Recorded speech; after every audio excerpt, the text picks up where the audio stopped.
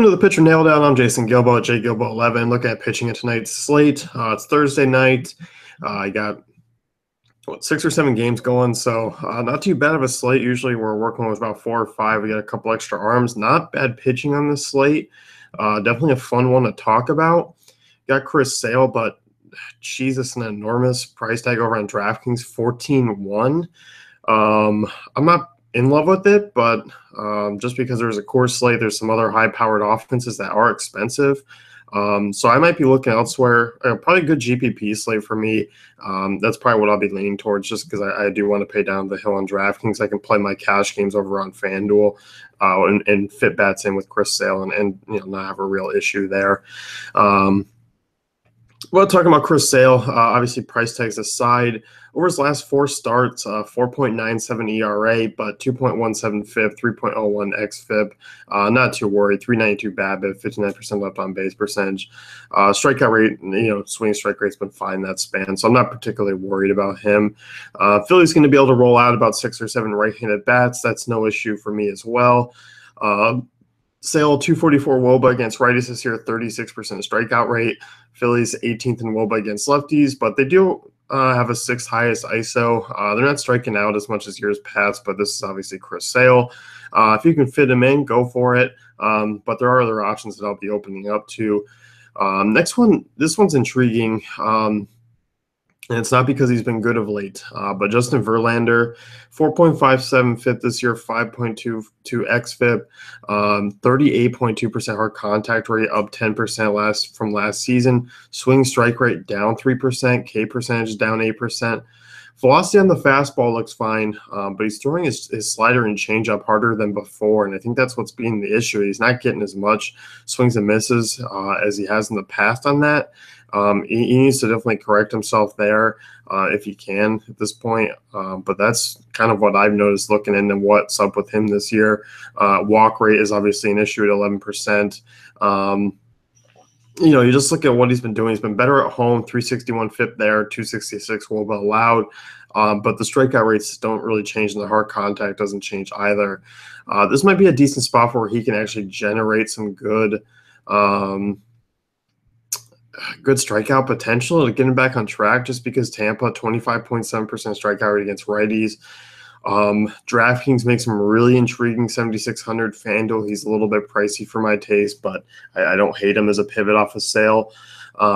He's still working deeper into the games. He is a horse, so that's one thing to note. But risky, sure, against a boomer bust raised team, but I'll definitely be taking some chances with him, just given the price tags are really cheap. Next guy I do like quite a bit is Jordan Montgomery. I like him in all formats tonight. I look at A's, yes, they do have a couple of right-handed bats that they'll need to watch out for, mainly Ryan Healy. But they also have a crazy high strikeout rate against lefties, 25.4%. They were just out on the East Coast playing in Miami. They'll head back tonight. New York's been there. But you look at that, 17th in ISO, 23rd in WOBA against lefties this year. Fly ball pitcher, Jordan Montgomery, Oakland-friendly ballpark to pitch in. You look at his ERA and FIP, they're basically identical, 3.55. 23% strikeout rate this year, 12.7% swinging strike rate. I like those numbers quite a bit. Soft contact, hard contact, it's a lot of medium contact. I would like to start seeing a little bit more soft, but I'm not going to mind it. You look at Montgomery, throws a lot of off-speed stuff. Changeup and curveball combined 42% of the time. Oakland does rank 29th against curveballs, 7th against changeups. So hopefully we see Montgomery throw a little bit more curveball action tonight. He's playable in all 4 rounds for 2 pitcher sites. I don't hate the idea of Montgomery and cash in FanDuel as well, just because you can load up on some bats there at his cheaper price tag. So that's one thing to note with him. He's only 7,500, so decent favorite there. I expect him to throw a solid outing and have that strikeout upside as well. Moving on to my 4th guy tonight, and it's actually a pitcher in Coors, which is a little bit crazy. But I like him. Giants offense has been awful. Obviously Coors is still a dangerous place to pitch. Any team can blow up at any time, so it's just GPP only. But Jeff Hoffman in a good spot here. Giants ranked dead last in WOBA, WRC plus ISO, and hard contact against right-handed pitching. They don't strike out a ton. That's the one downside, but with Hoffman, you don't need a ton of strikeout upside. There's price tags. Through 4 starts this year, 2.33 ERA, 2.48 FIP, 30.4 strikeout to walk ratio, 2.68 Sierra, 13% swinging strike rate, getting a ton of strikeouts outside the zone, which is nice. I'll gladly take some risk on Hoffman, just given the fact that, Giants just don't look good at the plate. Moving away. First game in Coors. We've seen the run total actually drop a fair amount. It's under 5. You usually don't see run totals under 5 in Colorado.